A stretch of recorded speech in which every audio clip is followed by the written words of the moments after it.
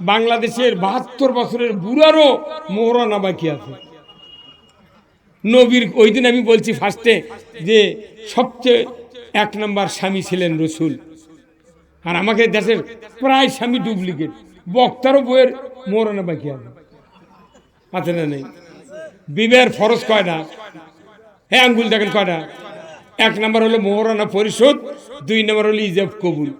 খালি হুন্ডার লোভে কবুল আলহামদুলিল্লাহ, মোহরানা দেয়নি। এই দেশের মেয়েগুলো কি পাগলি, তোর সামনেই কোনো উকিল যে এত টাকা দেন মোহর, এত নগদ, এত বাকি, চাহিদা মাত্র দিতে বাধ্য থাকিবে, এই অঙ্গীকারে তোমাকে শাদী করতে আছে, তুমি তাহাকে স্বামীত্বে কবুল করো। উকিল কি চাপ দেয়, করো। তাহলে তখন কি ওই মেয়েটার কি বিবেক নাই? কেরে বাকির কথা করলে দেয়?